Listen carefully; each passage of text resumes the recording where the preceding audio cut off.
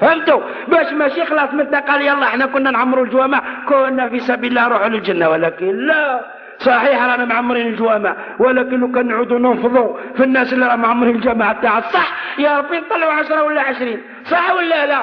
لذلك الرسول صلى الله عليه وسلم انتبهوا جيدا، يقول علينا احنا يوم القيامه، قبل يوم القيامه علينا احنا في اخر الزمان، علينا احنا واش يقول؟ يقول الناس اسمعوا، الناس في اخر الزمان كإبل 100 لا تجد فيها راحله. والله الذي لا اله الا هو انه يتكلم علينا بالغ في نهار اليوم، يلا باش ما نبالغش. واشنو معنى الحديث هذا؟ يقول لك الناس في اخر الزمان كإبل 100، يعني بحال زريبه نتاع الجمال. لما الانسان يخسر في الزريبه هذيك يفرح، يقول هذه زريبه صح، هذو جمال صح، لو كان عندي ولا ندبر واحد نركب فوقه باش نسافر. ولكن لما يبحث ما يلقى حتى راحله في الوسط. واش معنى الراحله واش معنى الجمل؟ الجمل هو الذي يصلح لحمل الأثقال، بينما الراحلة هي التي تصلح لحمل الأثقال وفي نفس الوقت لاجتياز المسافات الطويلة.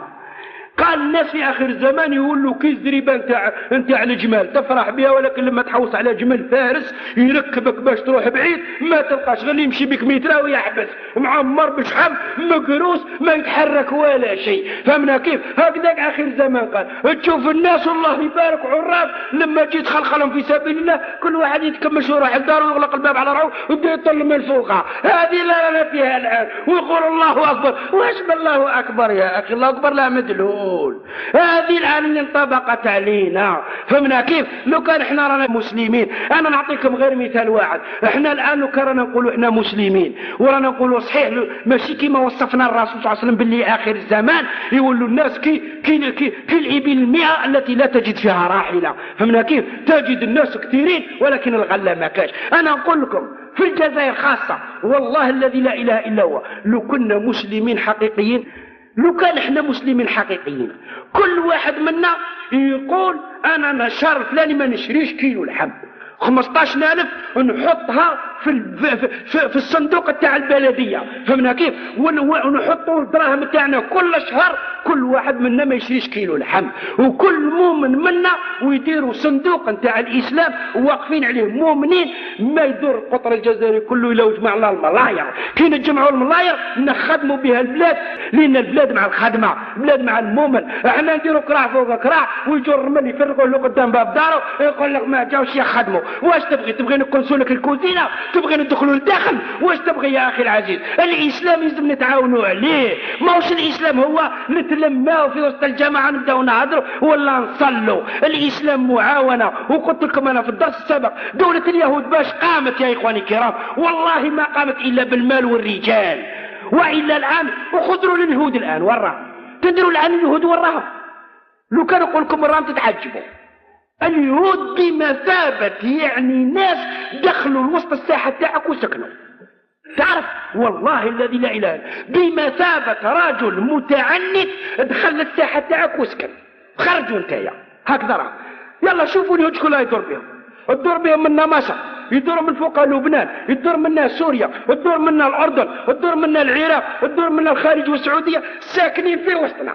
ورجال قال لك بلادنا ونجسوا. خرجوا من تايا. فهمنا كيف؟ لان دخلوها بالمال ودخلوها بالدراهم وساكنين في الساحه تاعنا وما استطعناش نحركوهم. فهمنا كيف؟ لماذا؟ لان احنا عاطينا غير للسان. اليهود الان نبهكم الان اليهود ولك دولتهم عظمى، دولتهم عندهم الفلوس، عندهم 180 قنبله ذريه داخله تحت الارض مخبيينها 20 متر تحت الارض. فهمنا كيف؟ وخادمين الخدمه اللي ما يعلم بها الا الله. وخبروني ان الناس ثقات عايشين ثم كل عام نلتقي بهم يقول لي اذا كان العماره بناها اليهود فيها 20 طابق يلزم 20 طابق تحت الارض، فيها 4 طوابق يلزم 4 طوابق تحت الارض. فهمنا كيف؟ والمصانع الذريه الضخمه تحت الارض، والمصانع كامل الهامه تحت الارض. اليهود باش داروا للان عندهم الفلوس عندهم كل شيء، ولكن كل شهريه ينقصوا له 10,000 ولا 20,000. ما يهدرش اليهودي.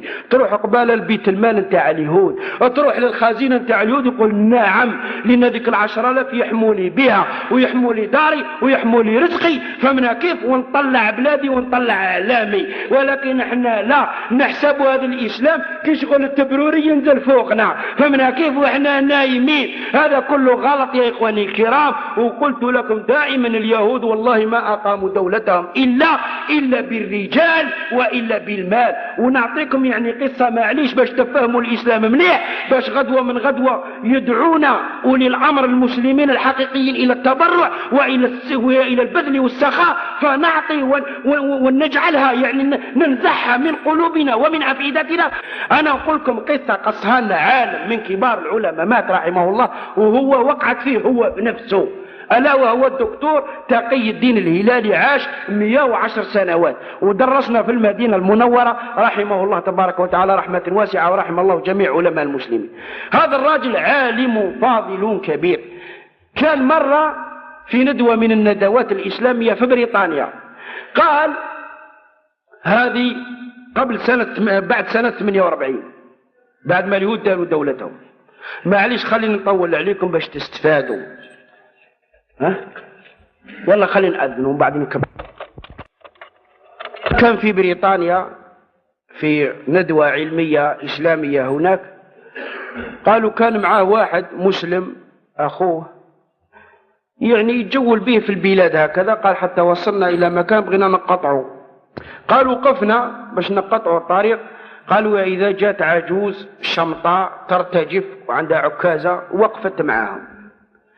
قال لما أعطتهم الإذن الإشارة باش يقطعوا، أمسك العجوز هذيك من العصا تاعها وقطعها للناصية الثانية. قالت له شكرا وراحت. فهمنا؟ قال له هذاك اللي معاه صاحبه ثم عايش في بريطانيا، قال له هذه العجوز اللي قطعتها تعرفها شكونها؟ قال له نعرفها. قال له عجوز درت فيها خير، مرأة مهما كان إنسانة، عجوزة كبيرة قطعتها وسلام، ما نعرفها قصتها ولا نعرفها. قالوا نعرف باللي ما تعرفهاش، ولكن أنا نبهتك باش نفهمك هذه المرأة شكونها. قال له هذه المرأة هذه صاحبة الملكة فيكتوريا. فهمنا كيف؟ الملكة اللي تحكم في بريطانيا، التي كانت بريطانيا كما قال المؤرخون ممتلكاتها لا تغيب الشمس عنها. فهمنا كيف؟ من نص العالم ماسكاته بريطانيا، من افريقيا حتى للهند حتى الباكستان حتى الدنيا كلها لا يحدها الا الاتحاد السوفيتي والصين، هذه اللي ما وصلتش ليه، والباقي كله تاعها. شكون تحكم فيها؟ تحكم فيها مرأة فيكتوريا، ملكة فيكتوريا. قال له هذه المرأة هذه العجوز اللي لايمتها وديتها وقطعتها، قال له هذه صاحبة الملكة فيكتوريا. قال له هذه يهودية. قال له هذه لوردة. وكاين اسامي عند البريطانيين كلمة اللورد وكلمة الكونت وكلمة السير والهاميلتون، وهذه كلها يعني على تطلق على الناس اللي يكونوا كبراء في الاموال، يكسب 1000 هكتار فما اكثر، اللي يلبس اللي عنده 1000 هكتار فما فوق يعطوا له واحد الاسم معين. قال له هذه كانت لوردة، يعني مرأة مترفة عندها فلوس ما يعلم بها الا الله، وعندها الهكتارات اكثر من 1000 هكتار. قال له لما قامت الحرب نتاع 48 بين العرب وبين بين اليهود، واليهود بداوا يكونوا في دولتهم، ناضت هي سمعوا مليح، يلا راكم تبخلوا بالالف والالفين وتظلوا تتكلموا على الاسلام وتصلوا. فهمنا؟ هذه اليهوديه الغنيه الملياره راحت دار القضاء ودات الاوراق تاع الممتلكات تاعها كلها، الشيء اللي تكسبه كله دات الاوراق تاعه وراحت للقاضي. قالت له اكتب باللي المال تاعي كله يروح لدولة اليهود، ما يبقى لي ولا شيء. قال هذاك القاضي قال انت امرأة كبيرة، واحنا يعني معروف في الانسانية على انك امرأة كيما انت في الجاه وفي كذا، ما ينبغيش باش ندوك كي تكبرين ندوك للملجأ تاع العجزات تعيشي، لأنها عيب امرأة مرفهة في الاخر ندوها، وانما خلي دار وخلي شوية فلوس باش تعيشي حتى تموتي، ما نحطوكش في الملاجئ تاع العجزة. واش قالت له اليهودية هذه؟ قالت له قلت لك جميع الاموال تاعي يروحوا لليهود، يروحوا للدولة تاعي. قالت له وانا يا عندي صحاباتي لو كان نبدا كل نهار نريح عند وحده ما نكملهمش حتى نموت. قاتلوا كل نهار نبات عند وحده حتى نموت والمال تاعي ما نخليه والو، ونحت الخواتم تاعها في اخر الامر كل شيء قاتلوا، كلش نخليه. قاتلوا اهم حاجه عندي عزيزه عليا هو لما يطلع علم اليهود ونشوف دولتي قامت وانا حيه نموت مرتاحه. فهمنا كيف؟ شكون هذه؟ هذه يهوديه يا اخواني الكرام. شوفوا واش دارت ومرأة، شوفوا واش دارت. وانا نتكلم لكم حاجه شفتها بعيني ما قالها ليش واحد، قريتها في الصحف وحدي. سنه 74 كنت في مصر في الازهر على اساس دراسه هنا، وكانت الحرب تاع 73 مرت عليها سنه، وداروا معرض هناك في مصر على اساس حاربنا ما حاربنا وكله كلام لا، كله ما عنده حتى اساس.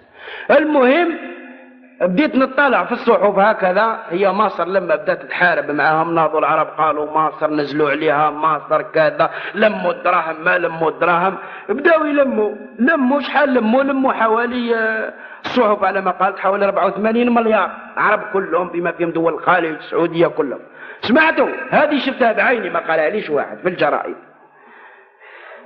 الصحيفة واش قالت؟ يهودي من الامريكان اللي هو روكفيلر اكبر اغنياء العالم، الحديد في العالم ويتحكم فيه، الجبال يتحكم فيها، يخرج الحديد ويبيع للناس، هو روكفيلر هو والعائله تاعو.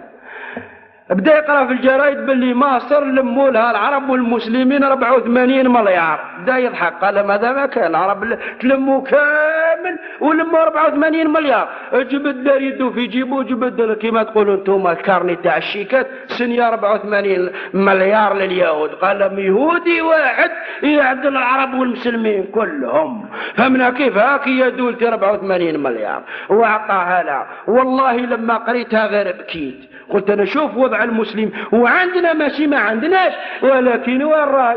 اولا اتصال مدخوبه انت تعمر منه ويتسيل من مرتاح كي كسكاس وين تحط، ولكن هما الى حطوا يلقاو ما ينجبش يحطوا ويقول اليهودي الفلاني اداها ولا سرقها. يلا راك تقراو كل يوم الصحيفه تتكلم، واليهود لو كان لقينا نمشي غير قد هكذا نكشفوهم وماذا بينا نطولوا بهم. كاش مره سمعتوا باللي وزير اليهودي الفلاني سرق كذا مليار وكذا وفضحوه وشارعوا له، ما سمعناش حتى الان ما سمعناش. صحيح يتهموهم ولكن الحقيقه ما كاين شيء. بينما تعالى كرت العرب وتشوف شحال غير اللي داي بالبوطه تاع ضرب واش درنا سيدي؟ ما درناش راح نبنوا لكم البلاد. فهمنا كيف؟ هكذا. إذا يا إخواني الكرام باش تشوفوا فهمنا كيف. لذلك يا إخواني الكرام أعطيت لكم مثال دولة من الباطل، دولة اليهود دولة باطلة مبنية على الظلم، مبنية على الغدر، مبنية على الخديعة، ولكن لما نوت أن تفعل شيئا قد فعلت. والحق يا إخواني الكرام، وقلت لكم دائما حاجة ديروها نصب أعينكم، أن الباطل إلى تلم واتحد يدير حاجة، والحق إلى تفرق ما يدير حتى حاجة. فهمنا ولا ما فهمناش؟ الله تبارك وتعالى يجعلنا وإياكم من أهل الحق إن شاء الله.